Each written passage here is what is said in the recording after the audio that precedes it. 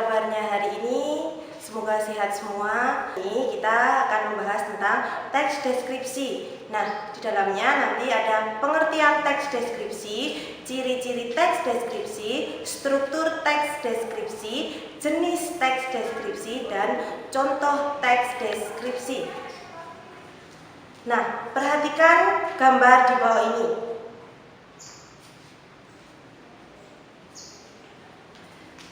Nah, setelah kalian mengamati gambar kucing tadi, nah sekarang kita masuk ke pengertian teks deskripsi. Teks deskripsi adalah suatu teks yang memaparkan atau menggambarkan suatu objek. Objek itu bisa berupa tempat, peristiwa dengan kata-kata secara jelas dan terperinci dengan tujuan agar pembaca dapat membayangkan dan merasakan apa yang dialami oleh penulis.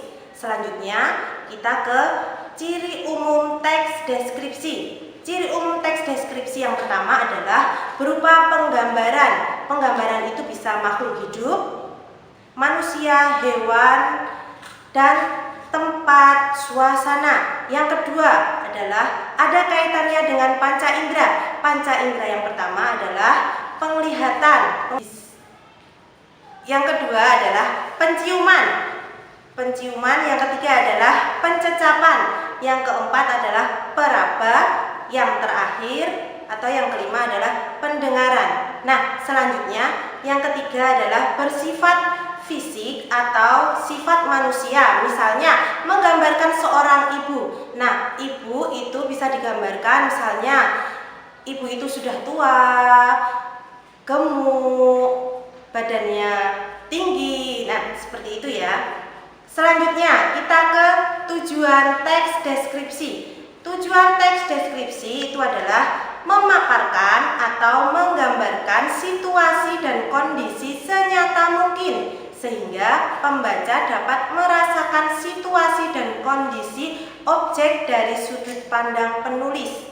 Nah, itu yang pertama. Yang kedua adalah untuk mempromosikan atau memperkenalkan objek tempat atau produk tertentu. Objek tempat itu adalah misalnya mempromosikan tempat wisata yaitu pantai. Nah, seperti itu. Yang kedua itu adalah mempromosikan produk tertentu. Nah, selanjutnya kita ke ciri teks deskripsi dari aspek kebahasaan. Nah, ciri teks deskripsi dari aspek kebahasaan itu ada 6. Yang pertama, menggunakan kata-kata khusus untuk mengkonkretkan teks deskripsi tersebut. Misalnya, yaitu salah satu contoh itu warna. Nah, warna itu bisa dirinci, nanti ada warna merah, kuning, hijau, biru, dan lain sebagainya. Yang kedua adalah menggunakan kalimat rincian untuk mengkonkretkan suatu teks deskripsi. Misalnya menggambarkan seorang ayah. Nah, contohnya, ayahku orang yang sangat baik. Beliau bekerja keras dan bertanggung jawab terhadap keluarganya. Beliau sangat sayang dan ramah kepada anak-anaknya. Nah, itu adalah salah satu contoh kalimat rincian. Yang ketiga itu menggunakan kata sinonim dengan emosi yang kuat. Misalnya, kata indah diungkapkan dengan sinonim yang memiliki arti yang kuat, yaitu sama seperti elok, permai, molek, mengagumkan, memukau, dan menakjubkan. Yang keempat adalah menggambarkan majas untuk melukiskan secara konkret. Misalnya, pasir pantai lembut seperti bedak bayi. Yang kedua, angin pantai lembut mengelus wajah kita. Yang kelima, menggunakan bahasa sehingga pembaca seolah-olah melihat, mendengar, merasakan apa yang dideskripsikan. Dan ciri yang terakhir adalah teks deskripsi yang memunculkan kata ganti orang. Misalnya, ibuku, bapakku, kupingku. Nah, itu ya. Selanjutnya, kita ke struktur teks deskripsi. Nah, struktur teks deskripsi itu ada 3. Yang pertama, identifikasi. Nah, di dalam identifikasi itu adalah bagian yang mengenalkan objek, tempat, atau orang yang akan dideskripsikan, berisi ciri umum, misalnya nama objek wisata, lokasinya di mana. Dan yang kedua, itu deskripsi bagian. Deskripsi bagian itu memuat gambaran rinci dari objek yang digambarkan. Nah, penggambaran ciri-ciri tersebut memecah bagian objek secara rinci. Nah, yang terakhir, struktur yang terakhir adalah penutup. Penutup itu berisi kesan umum yang didapatkan penulis setelah melihat objek yang dibahas. Nah, yang terakhir adalah jenis-jenis teks deskripsi. Itu ada 2. Yang pertama, teks deskripsi berdiri sendiri sebagai teks. Yang kedua, teks deskripsi yang menjadi bagian teks lain. Nah, contohnya ada di dalam cerpen, novel, lagu, dan lain sebagainya. Selanjutnya, kalian amati video contoh teks deskripsi. Perhatikan contoh berikut dengan tema lingkungan.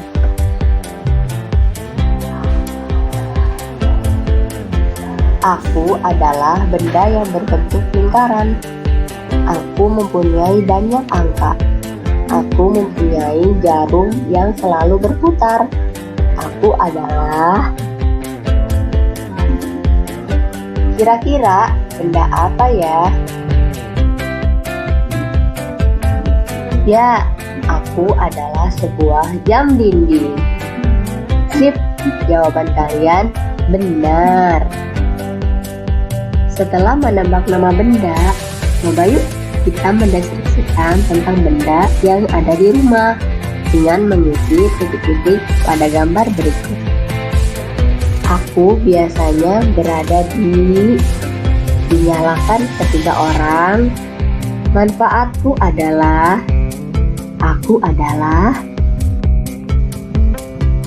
Aku adalah benda yang sering berada di.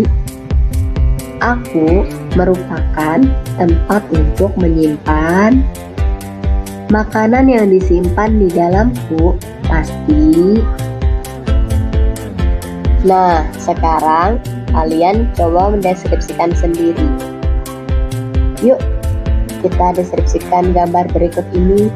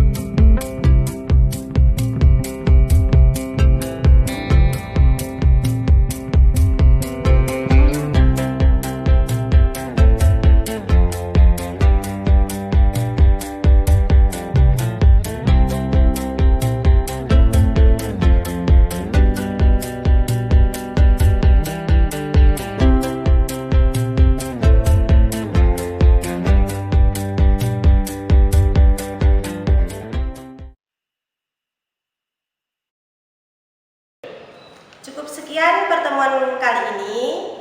Kita lanjutkan pada pertemuan berikutnya. Wassalamualaikum warahmatullahi wabarakatuh. Sampai jumpa.